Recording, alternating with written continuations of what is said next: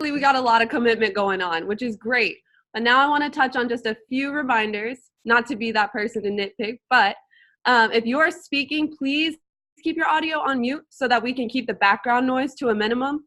And throughout the course of the event, we invite everyone to engage on the chat box to connect with all of our global attendees.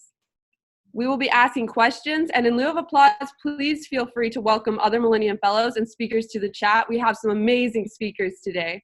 And for everyone joining us today, please share with us your name, university or organization, and your location in the chat box. Our first speaker today is none other than Sam Vagar. Sam is the co-founder and director of the Millennium Campus Network. He founded MCN in his dorm room as a young undergraduate with a vision of young people all over the globe improving the world and developing a more sustainable future. And in 2012, he was selected to be on the list of the top 99 most influential policy leaders under the age of 33. He currently serves as an advisor to the executive director of UN Women and is a successful social entrepreneur. Please join us in welcoming Sam Vagar.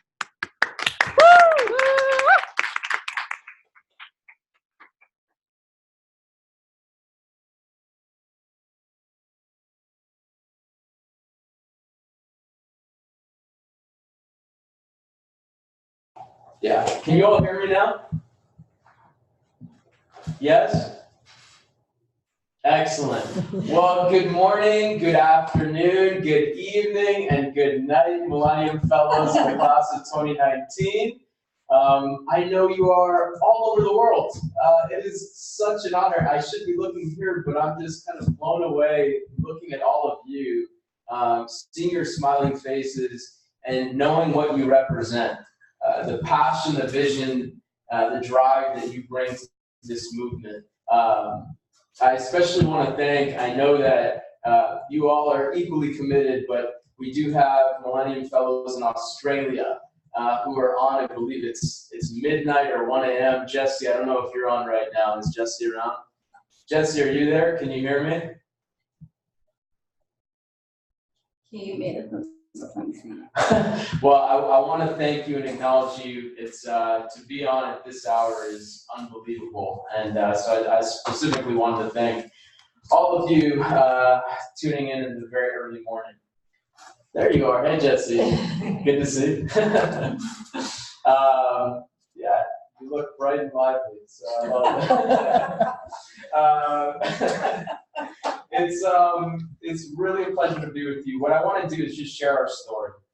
Share our story with you of how we got here, and really a call to action. So first I'll share our story, which is that this journey for me started when I was 19 years old. I read 2 books that changed my life. One book was this book, Mountains Beyond Mountains, about a doctor named Paul Farmer, an organization, Partners in Health. When Paul was 23, he actually took medical supplies, stole medical supplies from Harvard, brought them down to Haiti, started working as a practitioner, as a doctor, has been working 3 decades in 9 countries on the cutting edge of global health. His co-founder, Jim Kim, went on to serve as president of the World Bank. This small nonprofit out of Boston, which is my hometown, ended up reshaping the movement for global health equity. So I read that book. I read a book, The End of Poverty by the economist Jeffrey Sachs, learned that over 700 million people live in extreme poverty on less than $1.90 a day, and really what that means in human terms. And so when I was 19, I put down those books, picked up the phone, cold called Jeff Sachs, went down to Columbia University 2 days later, met with his team. I said, look, I'm 19 years old, like so many of you, and I don't have all the answers. And I know I don't have the answers, but I know our generation can do more. I know we can do more to tackle extreme poverty, advance the United Nations Millennium Development Goals, now the 17 Sustainable Development Goals, and I want to figure out what small role we might play in addressing them. And came back to campus, started small-scale public health fundraisers, just like many of your fellowship projects this fall, starting small and building incrementally. And then we brought student leaders together from across the city of Boston. And we said, look, we're all focused on injustice, but we're doing this work in silos. Those silos minimized impact, minimized the fusion of knowledge. What would happen if we collaborated? 6 months later, we had our first conference at MIT. 1,000 student leaders showed up from around the world with Paul Farmer, Jeff Sachs, a little-known singer named John Legend, the head of USAID. Paul, Jeff, and John joined our board of advisors. They said, Sam, we're in, let's build a student network tackling poverty. I said, I'm 20 years old, I have no clue what this is. But okay, let's give it a shot. And so we launched Millennium Campus Network, MCN, to help young leaders change the world, to train this next generation of social impact leaders on university campuses. We launched the Millennium Fellowship. And when we did, the hope was really small. And in our first class of 2014, we had a total of 11 Millennium Fellows, just 11 Millennium Fellows in Boston. We grew it year by year. 18 fellows, 40 fellows, had a commitment to all of you. Not a commitment to a big dream, but to you, to support you and be in solidarity with you so that you can be in solidarity with communities around the world. And so last year we had this distinct honor of partnering with the United Nations Academic Impact, which is an incredible movement of 1,300 academic institutions that support UN goals. And because of that, we were able to scale and graduate 402 Millennium Fellows last year, leading 214 projects, dedicating nearly 50,000 hours to those projects, positively impacting the lives of almost 400,000 people, from launching a community farm in central Michigan to closing the gender gap in STEM in Saudi Arabia to leveraging solar energy to ensure people have electricity at night in Ibadan in Nigeria. These are all grassroots projects. This year we had, it is hard to believe, but over 7,000 applicants from 1,209 campuses in 135 countries. We selected the top 69 campuses, 6%, to host 1,092 Millennium Fellows in 16 countries. You all collectively are leading over 800 grassroots initiatives that are projected to positively impact the lives of nearly 1 million people this year on every issue from climate change to gender equality to poverty alleviation. You are making the Sustainable Development Goals reality in your communities. And so when people say, well, do young people matter? Every social movement throughout modern history has relied on the leadership of young people. When you look at the movement for civil rights in the United States, the movement to end apartheid in South Africa, the climate justice movement that so many of you are a part of today, every one of these movements is intergenerational, but in large part relies upon the leadership of young people. And so our call to action to you is to do exactly what you've done today, is to show up with empathy, humility, and inclusion as guiding values, to show up to every session and every time you engage in community with those values, to realize that none of us will make the Sustainable Development Goals reality alone. What we need to do is build networks, build systems, work together, build a community of practice, learn from each other's successes and failures, and keep growing and refining and building. This is a generational challenge, an intergenerational challenge. And the goals that we're committed to are to be accomplished more than a decade from now.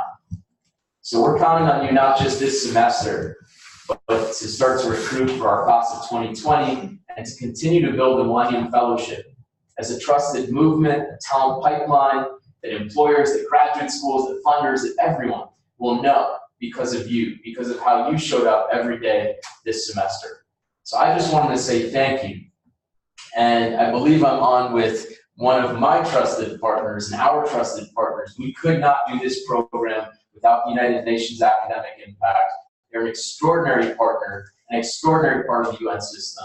Ramu Damodaran is a visionary and saw the potential and helped build this with us. And so he and UN Academic Impact is the reason why this program is now scaling and so successful. And so I want to turn the floor over to Ramu. And thank you, Ramu, for your partnership and being with us this morning. Thank you. Thank you so much, Sam. Can you see me, or is it clear? I'm sorry, I'm rather new to this technology. But thanks very much for that introduction and for sharing with me, as well as all of you, the tremendous strides that you and the Millennium Fellowship have made in the last few years. The fact that we now have more than 1,000 fellows, and look at the percentage of it. We've had more than 1,200 campuses, as you mentioned, apply, of which just about 70 have actually made it for representation, from which we have these almost 1,100 fellows. We've spoken about the partnership between the Millennium Fellowship and the United Nations Academic Impact. In many ways, and in all honesty, we are the junior partner, because what Sam and his movement have done is to show us how we can enhance what we try to do with the academic impact, which is to bring institutions of higher education in alignment with the United Nations on specific research projects into something far greater, a movement that can actually change the world, one project, one event at a time. I was looking at the number of colleges and institutions who are participating in the town hall today. And if you'll forgive my being parochial, I noticed one from my own country, the Indian Institute of Technology in what is now Chennai, or what was Madras earlier. I hope IIT Madras is on the line. I recall in my generation, and I dare say in the present generation as well, most school students had the ambition of doing well enough in high school to be able to join the IIT, as we called it, the Indian Institute of Technology. And the focus was very clear, because the IIT would give you such a rigorous, demanding, and frankly, fulfilling education that you'd be equipped to get a job, an employment, which was worthy of your talents. Now, the fact that we have in institutions like the IIT, which demand the same academic rigor, but yet allow students the time and the luxury of opportunity to work on projects outside their curriculum, is a tribute, frankly, to your generation and to all that the Millennium Fellowship does. The fact that you recognize that your ultimate responsibility is not to yourself, to your parents, or to your career, but that is only a part of the much larger responsibility you have to the world at large. In a few months from now, we will be in 2020, which is the 75th anniversary year of the United Nations. We've debated hard and long on what should be the theme for the 75th anniversary year. And finally, we decided it should be the future we need. The idea being that it's all very well to visualize a future that is perfect, that is idealistic, and yet that is attainable. As Sam mentioned, we've moved from the Millennium Development Goals to the Sustainable Development Goals. But beyond that, we also have to think about what is the future that we need, and in a sense, perhaps projected to the year 2045, when the United Nations will be 100 years old, and all of you will be 25 years older than you are now. What is the future you would like to see at that point in time? And I think what this fellowship does, and the opportunities it will give you, is to try and fashion that in terms of your immediate projects. We've all heard the phrase about thinking globally and acting locally. But I would in many ways try to reverse or inverse that phrase to suggest that we must think locally, and by thinking locally, act globally. Because that is what the United Nations is about. The United Nations is not just an aspirational body which suggests what should be done, but it is a body that draws upon the wealth, the richness, the immense beauty of personal experience at the local level, and realizes if this can happen in one community, in one village, it can happen the world over, and therefore translate that into global action. And that is what the Sustainable Development Goals are. They are based certainly on ambition, certainly on what we would like to see the world be, but they are also rooted in the conviction of personal experience. The fact that each one of these goals has been tested and proven to be realizable at the local level. And for your contribution in doing that and taking us forward, my deepest gratitude, and I would presume to say the deepest gratitude of all of us in the United Nations. Thank you. Thank you, Sam and Ramu, for those amazing, inspiring, and intellectual words. You guys are sincerely touching, I'm pretty sure, every one of our hearts. And on to Sahiti. Yeah, please join us in welcoming our next esteemed speaker, Dr. Babli Moitra Saraf. Dr. Saraf is the principal of the historic Indraprastha College for Women, the oldest women's college in the University of Delhi. With over 35 years of experience in higher education, her current work focuses on orality and performance in relation to translation studies. She's on the editorial board of Translation, a transdisciplinary journal in Rome, and on the editorial of Sar Sansar, a journal translating from original foreign writings into Hindi. She serves on various academic and administrative committees of the University of Delhi and of the Government of India. She was selected as a visiting scholar under the Fulbright Nehru International Education Administrator Seminar Program in 2011. Not only that, in 2009, she was invited to be part of the first all-woman, 6-member Indian delegation to visit Saudi Arabia for the People-to-People Contact Program under the Delhi and Riyadh Declaration and represented the education sector. In 2017, she received the Woman of the Decade in Academia Award in the Women Economic Forum. Please join us in welcoming Dr. Saraf.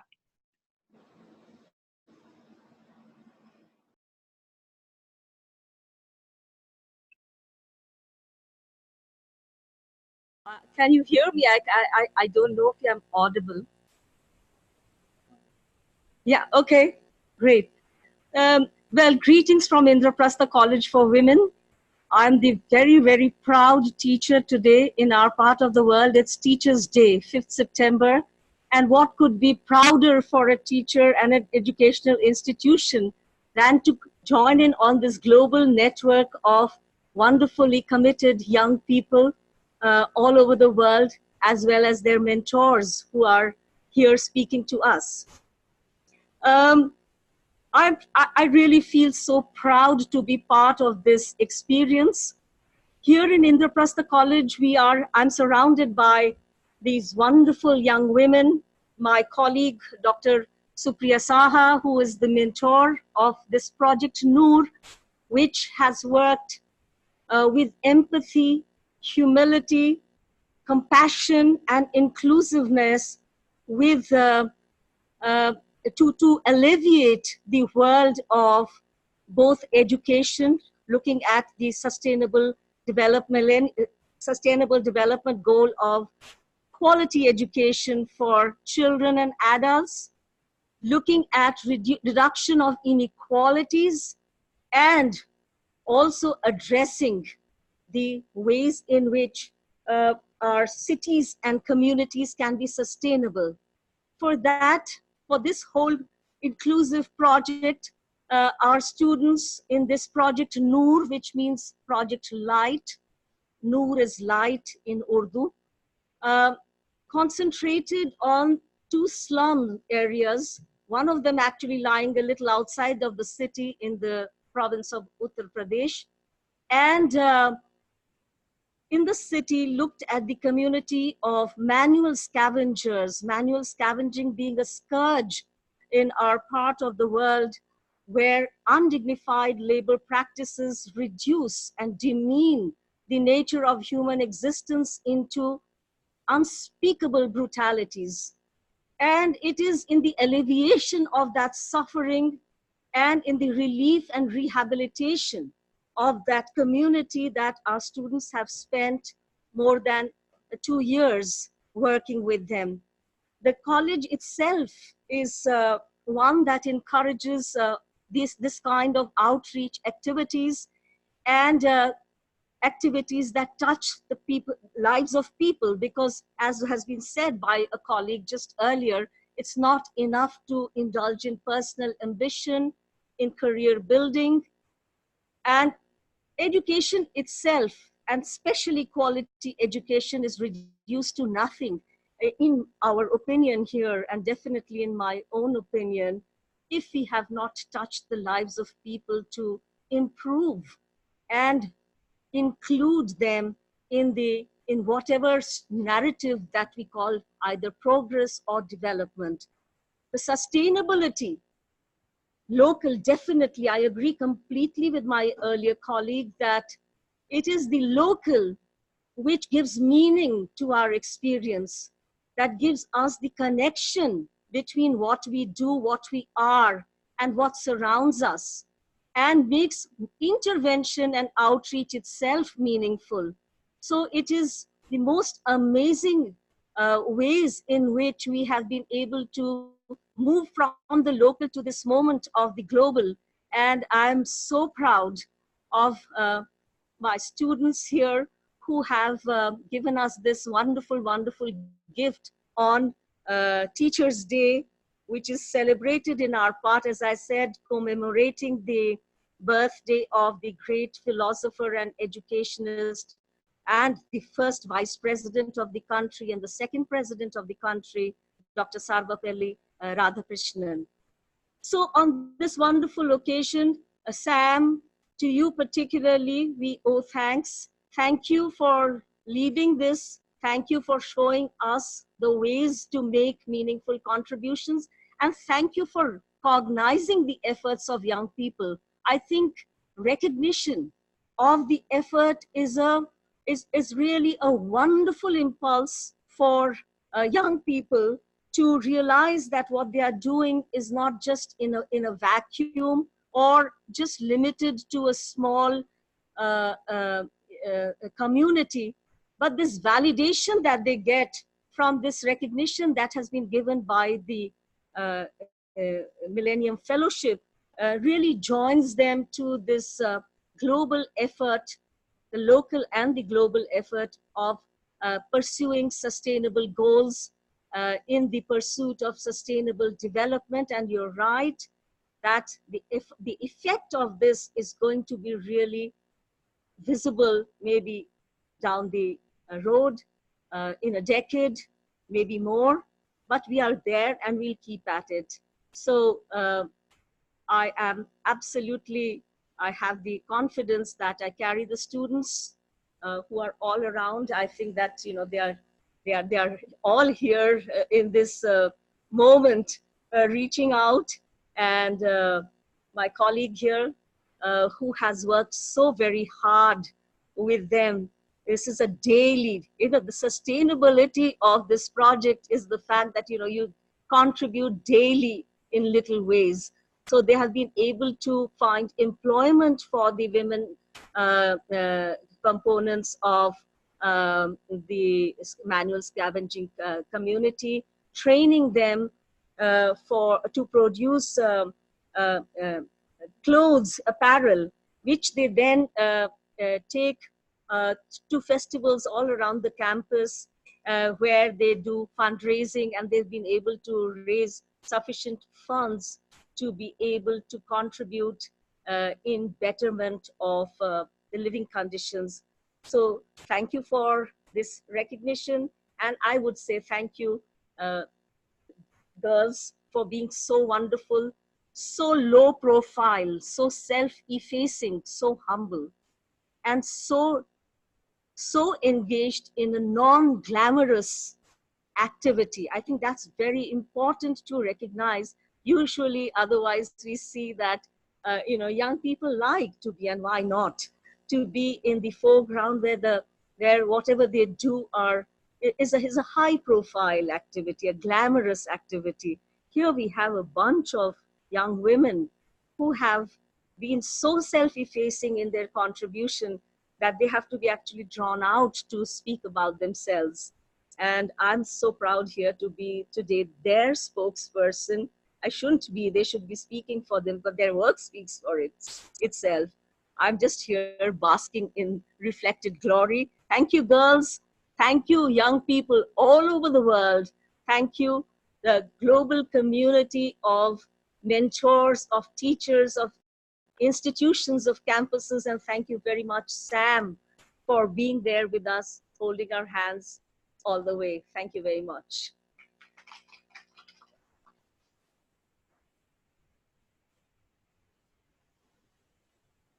Thank you so much, Dr. Saraf. I remember what you said, saying being who you are and doing what you do. And if the two go together well, it makes your work so much more meaningful. I really think that's beautiful. I really appreciate all of that. I think we all do. Thank you so much for your words. Thank you. Thank you very much for being there for us. Thank you.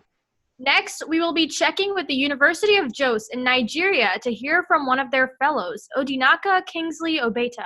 What are you working on this semester? Okay, so good afternoon, everyone. Odinaka Kingsley Obeta is my name, and I am of the cohort 2019, and from the University of Jos, Plateau State here in Nigeria. What I'm working on is the block malaria project over here in Nigeria, which happens to be a component of sub-Saharan Africa. We have a huge issue coming up from malaria disease, over this part of the country.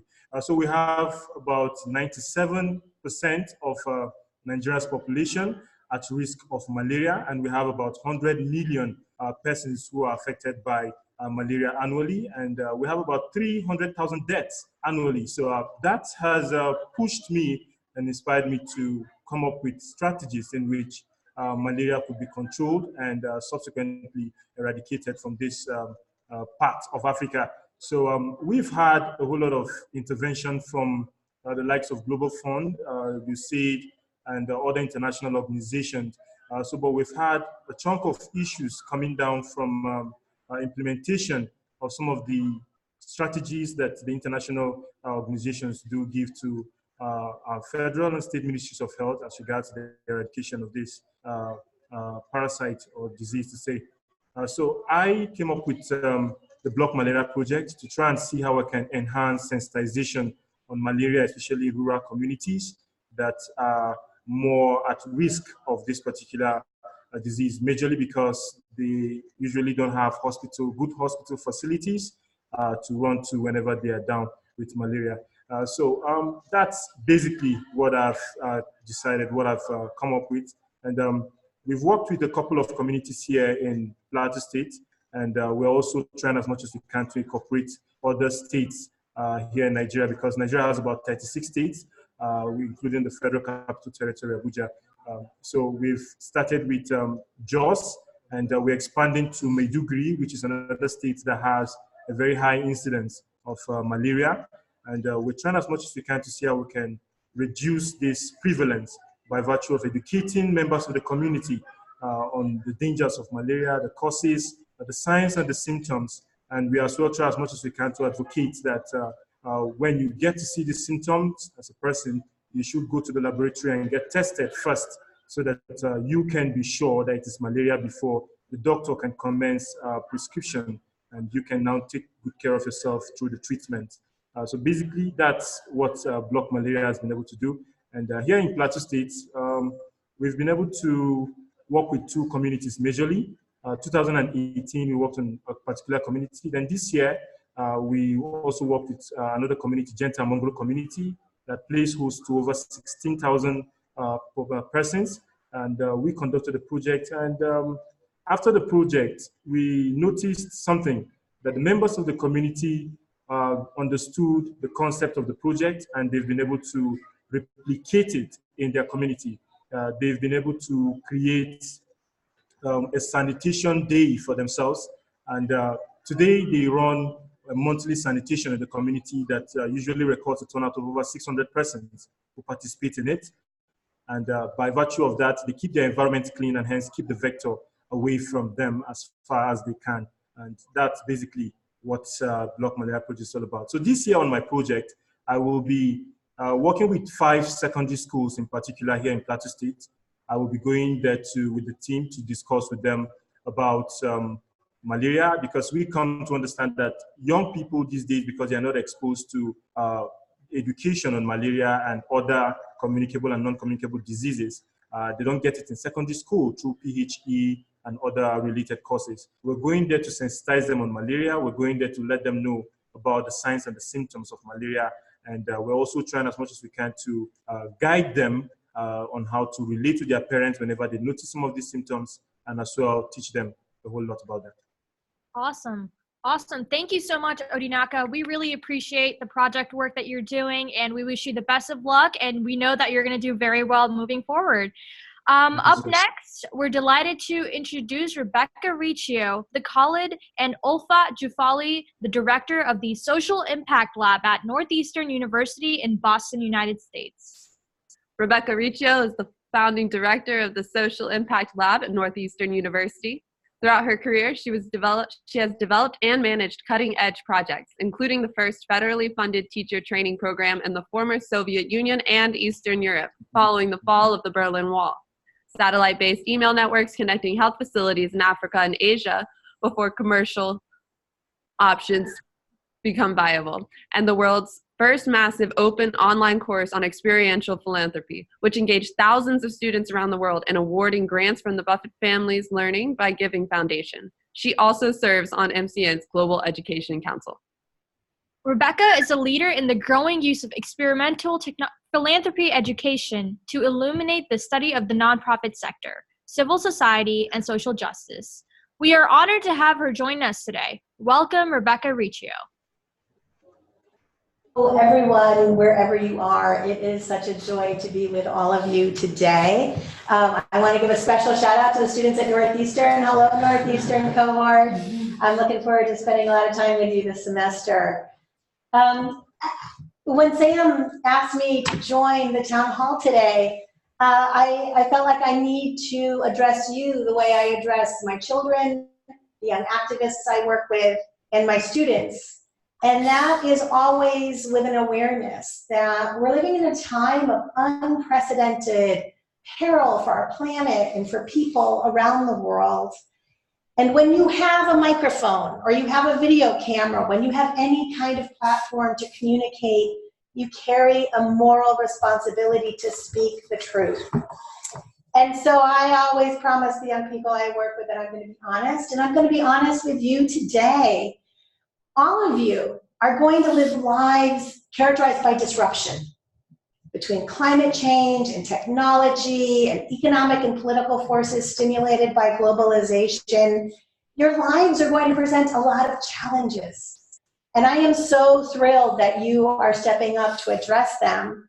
And I think that in order to address them, we have to embrace and cultivate the extraordinary capacity that human beings have to hold two seemingly contradictory ideas or emotions in our hearts and minds at the same time.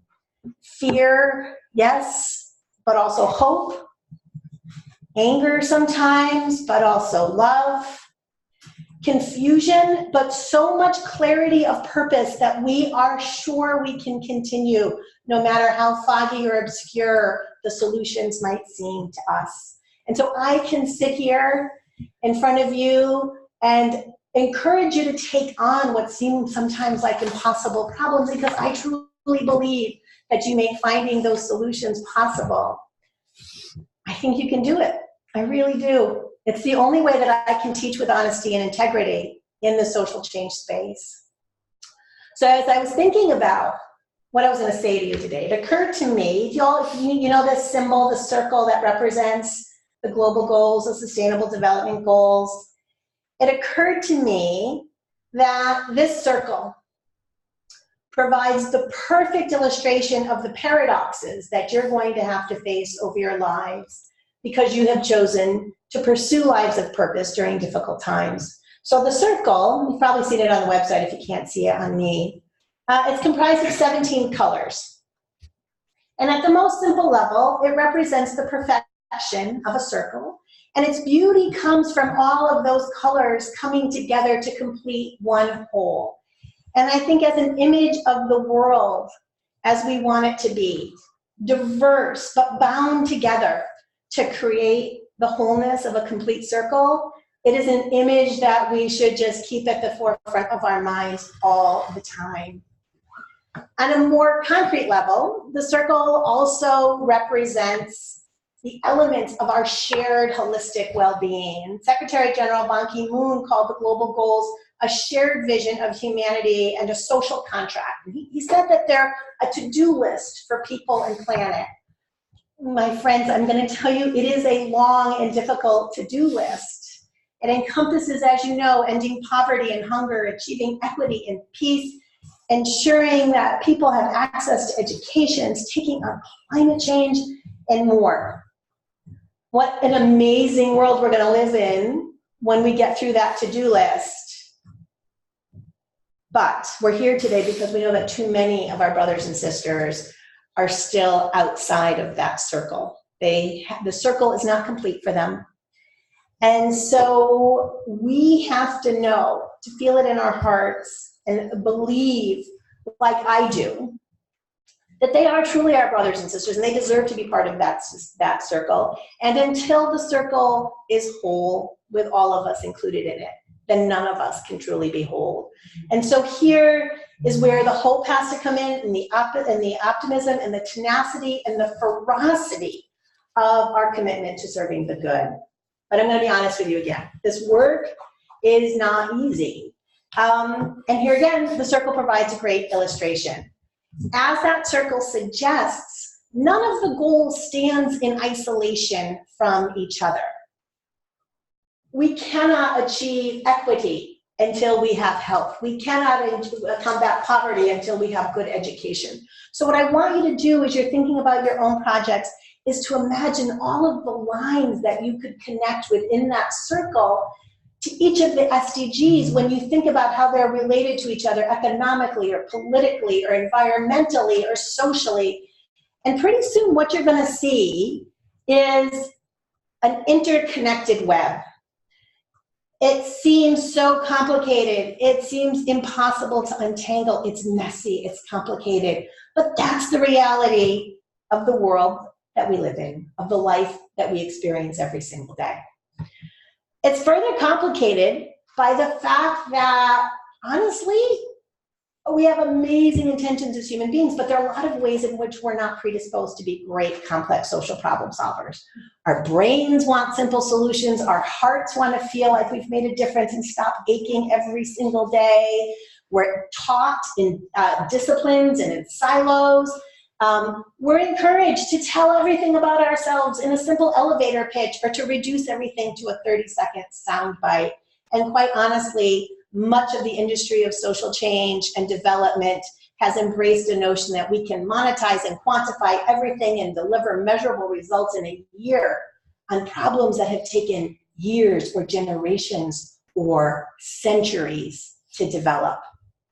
The toolkit, that way of thinking about things, is not adequate for addressing a lot of the systemic sources of the issues you're confronting. So I say to you, even though it's overwhelming, embrace that complexity. Resist the temptation to be linear problem solvers or be seduced by the lure of quick fixes and silver bullets.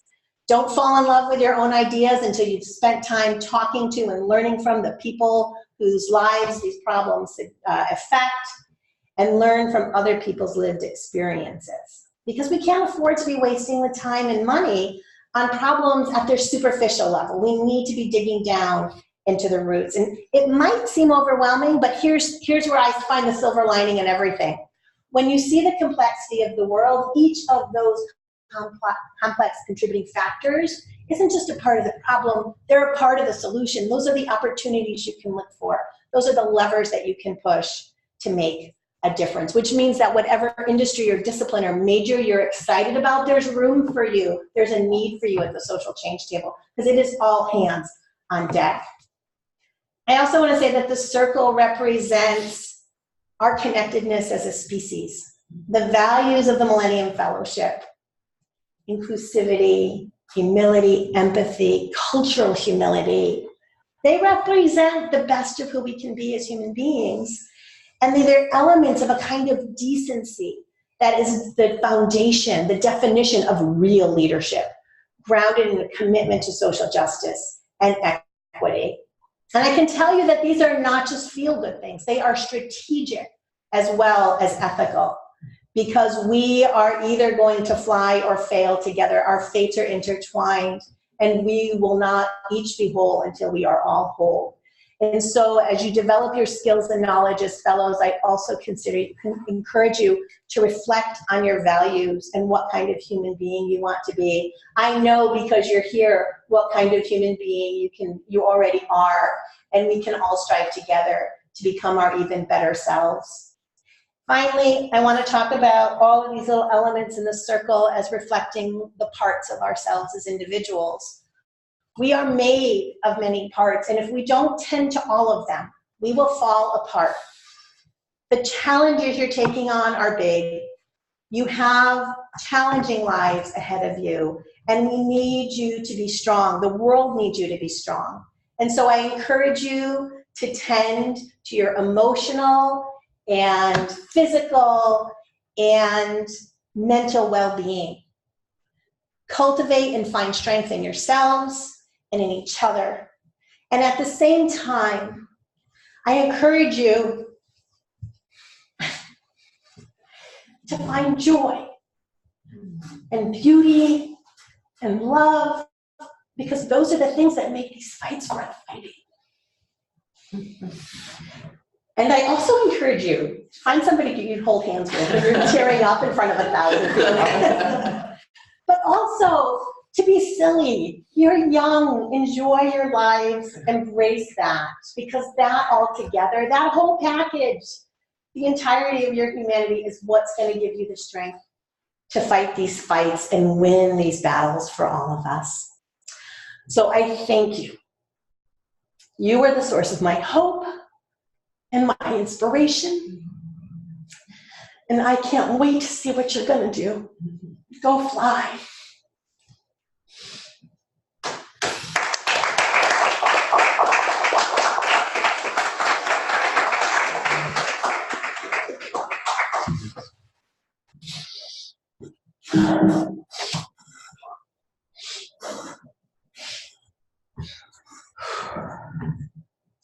Thank you so much, Rebecca Riccio. I'm touched. We are all, I am pretty sure, ready to carry this project, this weight, and keep moving forward. Thank you so much. Up next, we would like to welcome Carissa Shah, a 2018 alumna of the Millennium Fellowship Program from the University of Pennsylvania.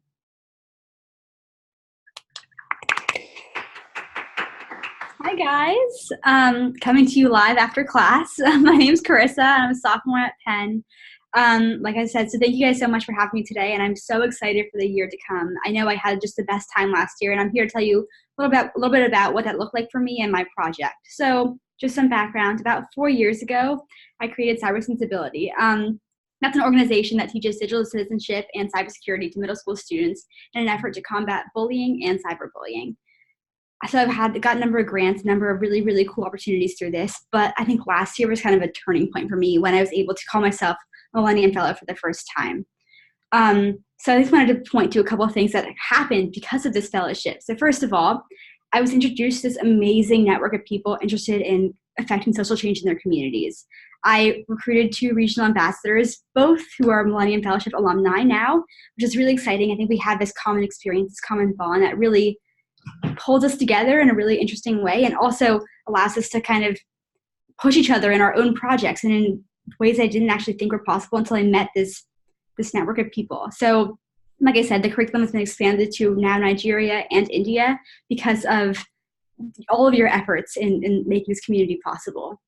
I was also given the opportunity to speak at the UN. I think that was, first of all, amazing because as you can imagine, I mean, it was the United Nations. That was just such a cool opportunity, but also because I was on a panel with other people who were interested in pushing forward a goal of bringing people to the private sector, but also just more broadly, helping people in a really interesting and new way. I think joining the campus initiative that we were part of as part of the University of Pennsylvania, and also just being part of the Millennium Fellowship Network, kind of elevates your mission. You're no longer you fighting the good fight. You're all of us. We're all wearing the white hats, to quote Shonda Rhimes.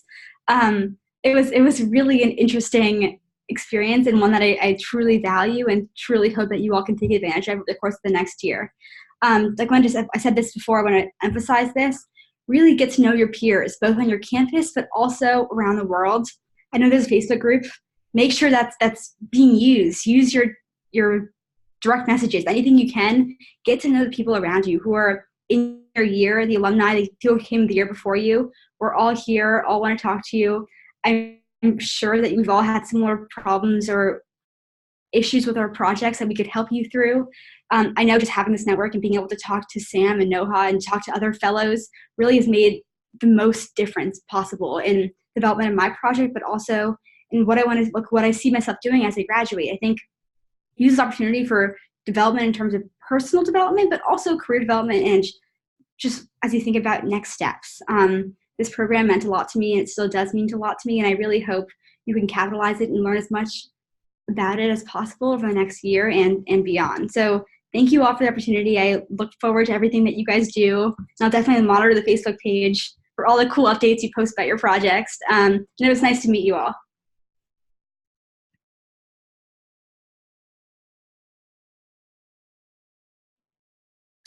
Thank you so much for sharing your experience and advice, Carissa.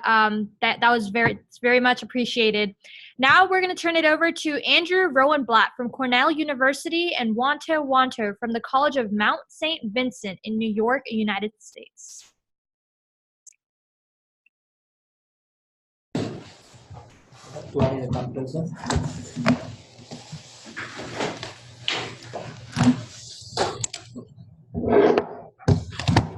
Hello. Hello, is everyone hearing me? Yeah.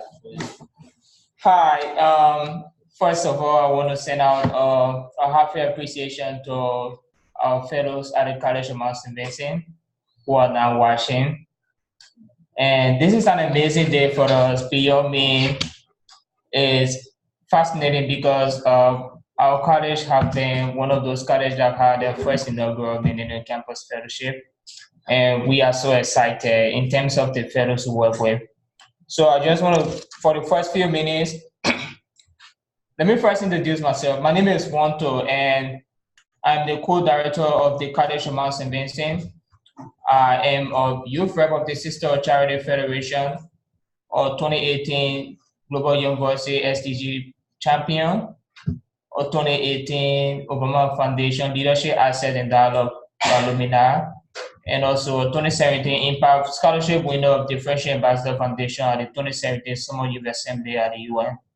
I am extremely excited to be here, and we have amazing fellows at the College of Mount St. Vincent, from Elaine Pollock, who is working on homelessness, along with Emily, who is also working on homelessness. We also have Giselle Sanchez, who is also working on something around violence and education. We have Amber, who is working on a joint project with Krista on homelessness, not homelessness specifically, but violence interrelating to young people. And we have Janet, who is also working on integrating education within the neighboring Bronx Middle School. And we have our co-director, Jennifer Pua, and myself, who are extraordinarily working to integrate the college commitment to the Sustainable Development Goals. And it is an impressive journey for us in terms of the kind of workings that we have created within the few months of work. So fortunately for us, on September 20th, we will be hosting our first ever college workout in solidarity for the global climate change. And this is something that we are so passionate about. In 100 plus years existence of our college, we haven't had something as such, and as fellows of the Millennium Fellows Program, for the first time, we are integrating that approach, and it's very fascinating.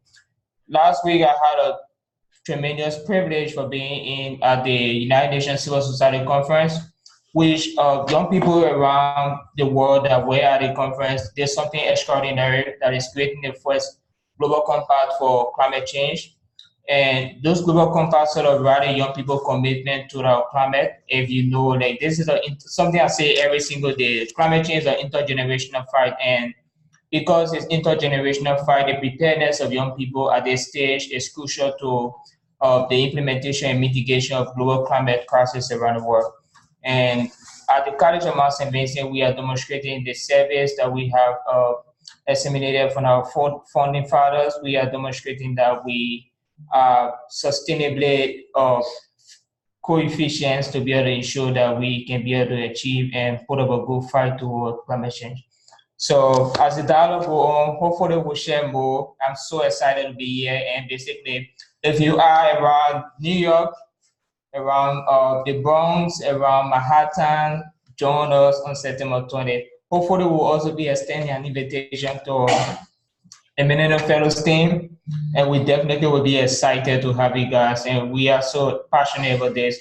And yesterday, to close up, because I think we have a few minutes of time. Yesterday, we had our meeting with clubs. So beyond the fact of how this have taken our college, like in terms of the excitement around our climate workout, we had a meeting which would also be working with clubs. We'll be having our vice president, provost, dean of undergraduate, president of the Student Government Association, and various student club leaders and entire student body, professors, faculties, wearing shirts that will have a symbol of climatic messages. Our club will be able to print the solidarity messages, and then our department here will also have banners. And we sort of want to rally student commitment, not just beyond commitment, also show that they too can be part of the solutions and they can be part of the global fight for climate sustainability. So thank you so much. And thank you so much to the College of St. Vincent, my fellows, my co-director, Jennifer Poir, and everyone watching through our Office of Public Relations. We thank you so much for following us. This has been an impressive dialogue, and I learned so much. And hopefully we can be able to listen to Andrew. Thank you.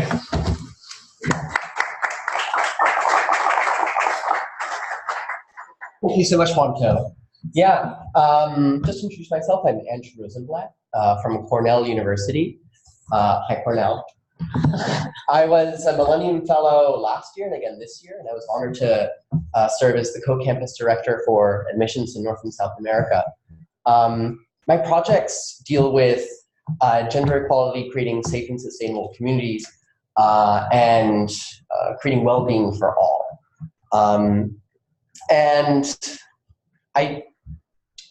The main thing that I wanted to speak about with that is that not one person can ever do that alone.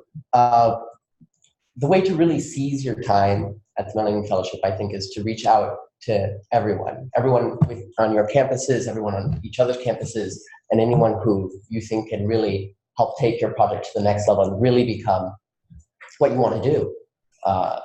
For example, we're trying to raise awareness for chronic diseases in Ithaca, New York. It's a very rural community where there isn't much access to healthcare or specialists. But with a dedicated team of 7 people on my e-board, 42 volunteers, 2 doctors, and a whole community, we're trying to change how the most medically underserved in Ithaca, New York receive care to prolong their lives and improve the quality of their lives. And that's simply not possible without a team. And that's what you guys all have here. Through the Millennium Fellowship, you're creating a team. You're creating a network of people who are committed to change and who are willing and believe that they can change the world. And you guys, I hope you guys can seize that. So by all means, engage yourself at every meeting, talk to everyone you know, and reach out with any idea or project, because you never know where it's going to take you. Thank you, guys.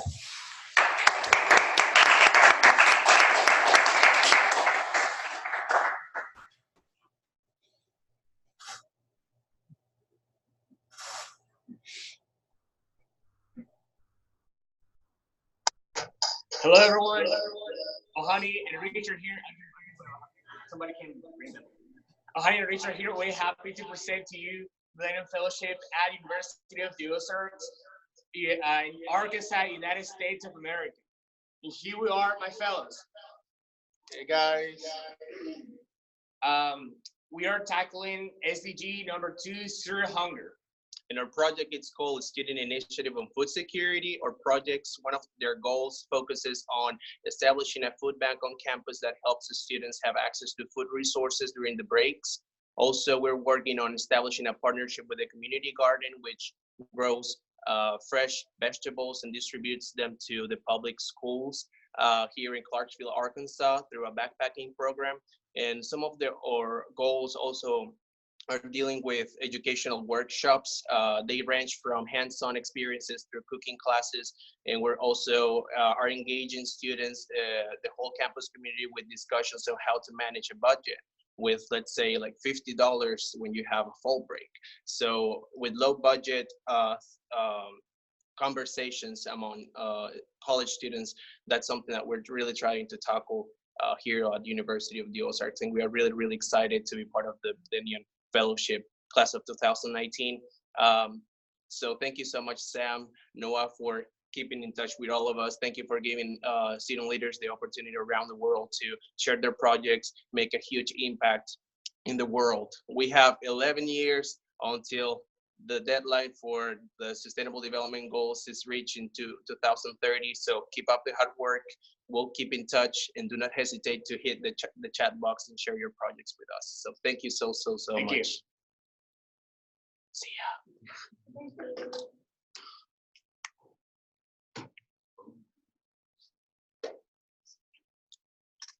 Thank you guys for your messages. I appreciate that. Thank you so much, y'all. That sounds like a wonderful idea, and we wish you the best of luck. And I know that you guys are going to do wonderful moving forward. And now we're going to turn it over to Sam to present the Oceans Prize. Ooh. Very brief. So each year we have an annual Millennium Oceans Prize presented in partnership with the Remmer Family Foundation. It's an opportunity to catalyze student activism for SDG 14 on the oceans and sustainable fisheries. You may or may not know it's pretty much the least popular amongst all 17 SDGs when we looked at where student activism is. And so we want to catalyze more of that. So we're so thrilled that Millennium Fellows in India are the winners, but rather than let me tell you about their projects, you can watch the little video that they've made for all of you. So here we go.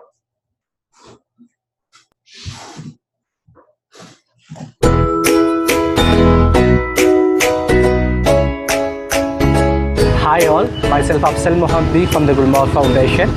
We're happy to let you know that one of our projects has been selected for the 5th Millennium Ocean Prize by Millennium Campus Network, sponsored by the Remmer family. Hello everyone, I am Bismi Biju from the Gulmar Foundation. Our project title, The Journey of Awakening for Protecting Life Underwater, has been chosen as the award-winning project by Millennium Ocean Prize 2019. We are planning to organize a 7-day leadership camp around the Ashtamudi Lake and its premises in the month of November 2019. We are looking forward for all your support throughout our campaign. Keep supporting. Thank you.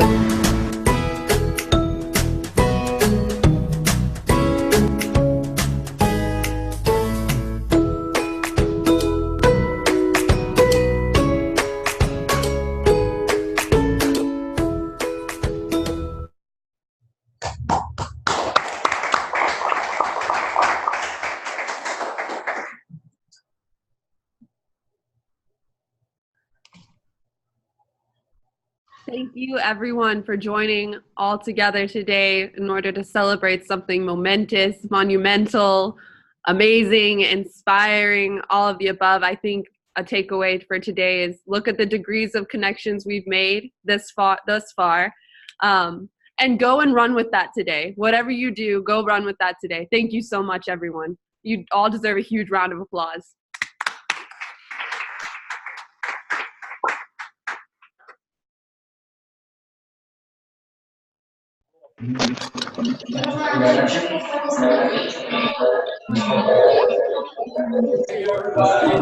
الصراحة مرة كمان بنتكلم عن موضوع إن إحنا